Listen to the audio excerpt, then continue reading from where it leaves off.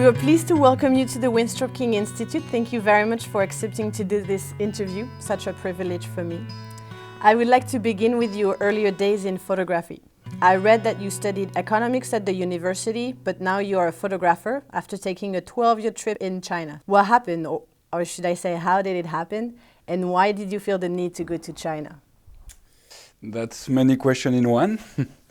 So early days in photography, it started when I was a kid, and I discovered, thanks to family fellow, how to develop black and white, and then I got into photography more and more. Until I was 20, went to India for a humanitarian project when I was 20, and then I started to take my own photograph. Earlier was a darkroom, black and white, processing, developing, and then I started to photograph when I was 20, and then it went on and on. And at the same time I was interested in economy, because it helped me understanding the world as I was listening in the news, what was happening, and I felt economy and corporations would become more and more important regarding governments. So I decided to get into economy, more as a human science, so that I could understand the world.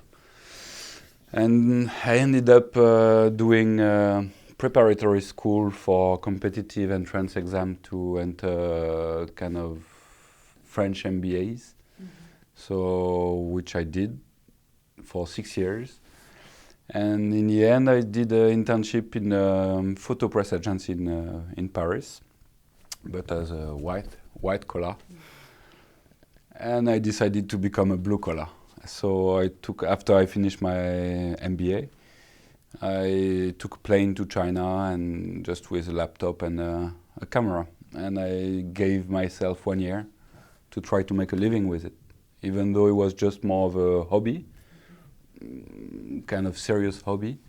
Then I decided it would become my living. So I went for 1 year and ended up spending 12 years in China, based in Shanghai. You couldn't leave? I did 2 years ago, but no, everything was good, exciting, learning a lot. Culturally speaking, with the cultural gap with Europe and China, obviously, but learning a lot with photography as well. So 1 + 1 + 1 equals 12 years. Okay, great.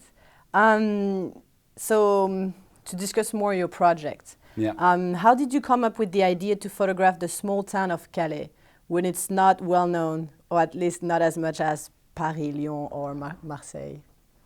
Yeah, I hesitated between doing a project about the Eiffel Tower or immigration crisis in Calais. I thought the second one was more interesting, just kidding. No, it's Vincent who proposed me after I came back from 12 years of life in China. Vincent, which I knew from a long time ago, proposed we would collaborate on this project. And I thought it was interesting for me coming back. Chinese people say haigui is sea turtle. So you are born on a beach, you go traveling the hot waters, and after a while you come back and make eggs on the beach you were born on. So in a way, after traveling the world for a while, I decided to leave China and come back to my hometown in a small village. So I was feeling a link with the project of people who decide to leave their home for seeking something better or less worse in another country. So I was feeling a personal connection with it. So I decided to give it a go, and I liked as a person Vincent, so I thought it would be good to collaborate with him. And that's it. And it would help me as well, after leaving France for so long, to rediscover with another angle, a bit critical, angle. Critical, not necessarily negative, but being skeptical and having a critical approach to rediscover France after being away for so long. That's the reason why. Okay. And also it's the place I'm living in. So, I mean, I'm not living in Calais, I'm living 2 hours by car from there, but it's nearby. Okay, so you're from the north. Yeah, I'm from there. Okay, so you know the situation. Yeah. Okay. So I noticed that you only have one portrait and you focused rather on the environment, like the outside, the wall, the graffitis. Why did you make that decision? Yeah, it's something quite unusual for me because most of my photo work is about people. So whether it's assignments, editorial assignments for magazine or companies or even personal project, it's all about people. And this project is about people as well. But true is there is only one out of 20 images, only one portrait that I kind of push myself to include in the selection because I wanted to have one face. But it's about, the topic is about people, but it's more about how governments, English and French governments, implement means of controlling the immigration. So it's about people, but it's more about the infrastructure controlling the people. So that's why you don't see so many faces. It's a photo project, and it's about migrant crisis. But the approach, and that's why I was interested as well about the project, is a bit different compared to the so many projects that have been done about this issue. It's not about migrants in itself. It's more about the way to control the flows of migrants. So it's about mass controlling, how governments mass control the fluxes of migrants. That's why you don't see so many faces. Okay. So regarding that portrait, that face, it is placed right under a family in a ferry going to England, and next to him there is President Macron. Yeah. What was your idea behind this placement? I didn't decide the placement. Okay. But this portrait, that it's funny because you point the one photo that, but it's interesting, that is a bit special in the series because, as you mentioned, it's all about walls, cameras, and a bit Orwell 1984 spirit of controlling the fluxes of immigration. So that guy is 24 years old, and I'm amazed. I think about him regularly. We just spoke for 1 hour when I was there, but he did by foot from Afghanistan to Calais with 2 pairs of shoes and just 2 hours trip only, hitchhiking in Austria. Otherwise, everything was done by foot. So, yeah, I don't know. To me, it's a bit crazy to imagine doing such a trip. It should be like 8,000 kilometers, all done by foot except 2 hours trip. So, and he has his face covered, because probably you would ask me why, or maybe, but... Yes, because I really like this picture because he's looking at us, but we kind of only see his eyes. Yeah, that's why I like it as well. But the reason why, and it's kind of interesting as well, the reason why is for his mum. He decided to cover his face. Because there were several Afghan boys together. I chatted around the fire with them a bit, and I asked them if I could, after noting a bit about their personal stories, if I could take photograph. And the first one refused because he didn't want his mum to see the condition he was living in the jungle. For his mum, he left Afghanistan for something better. Mm-hmm. And in a way, he was a bit ashamed of the condition he was living in.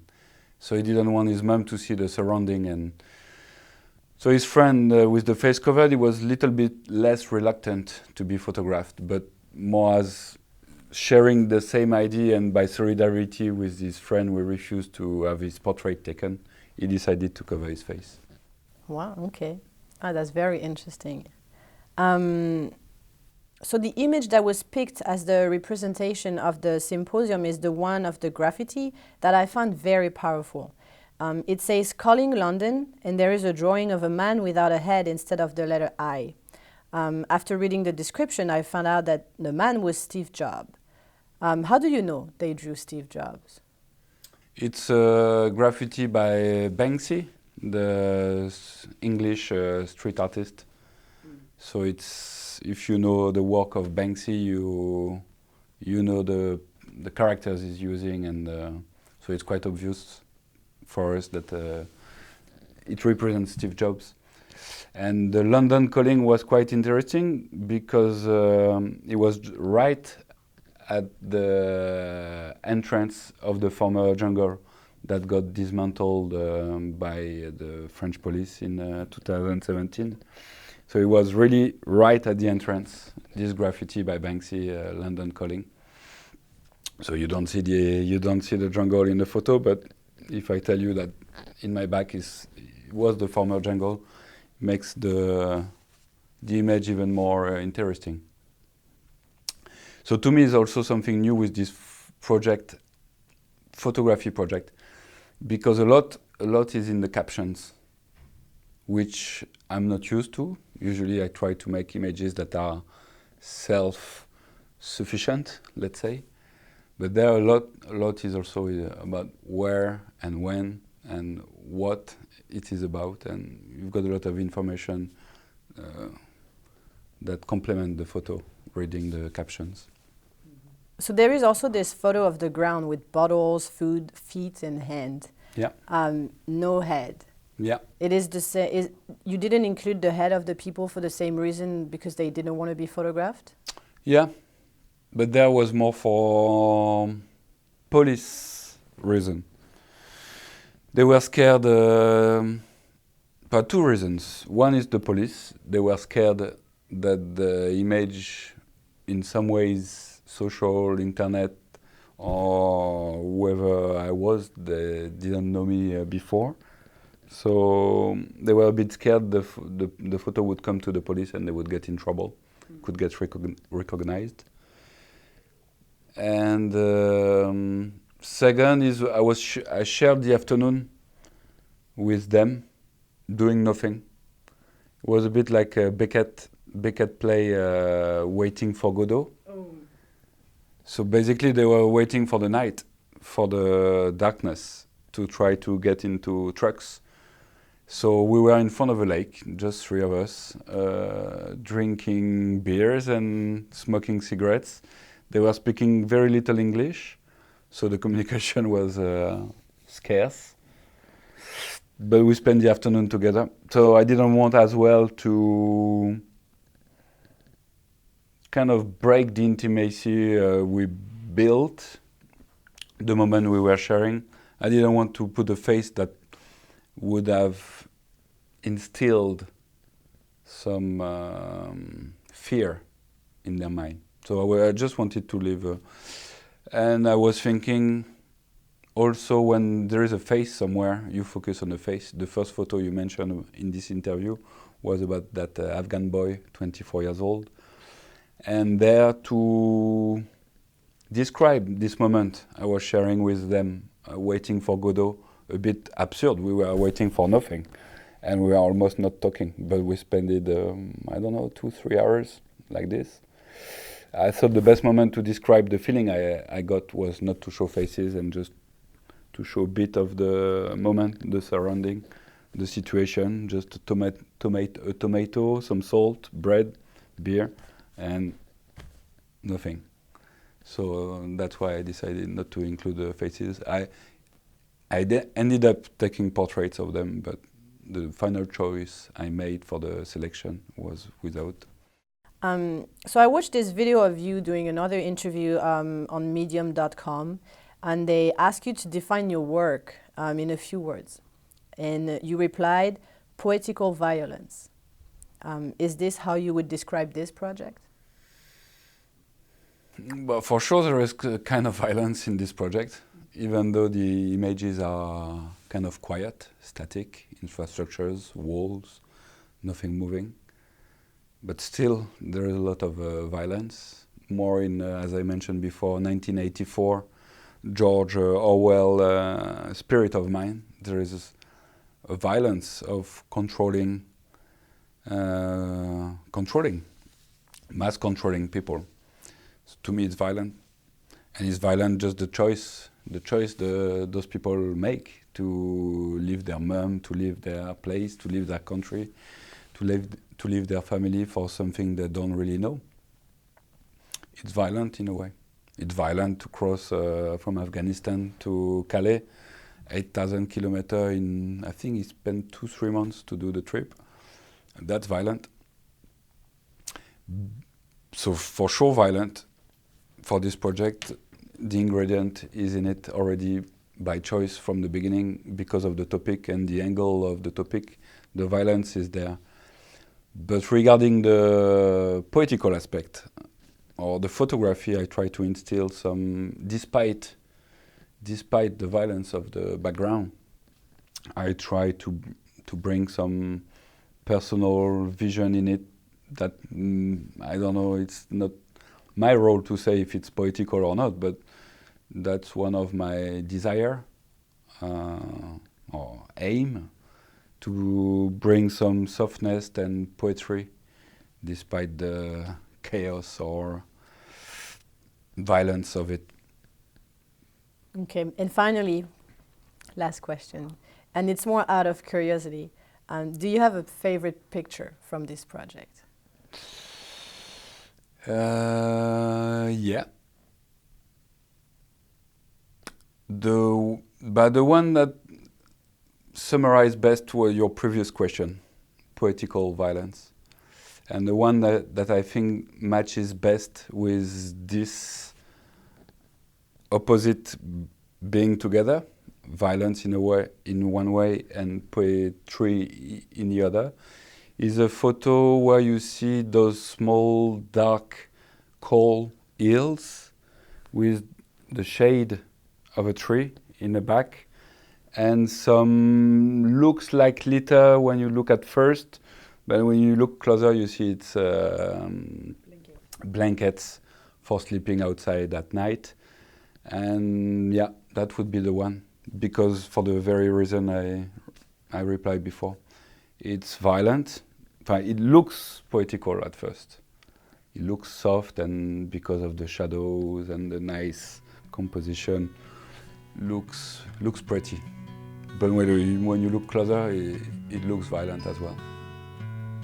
Okay, thank you very much for taking this time. My pleasure.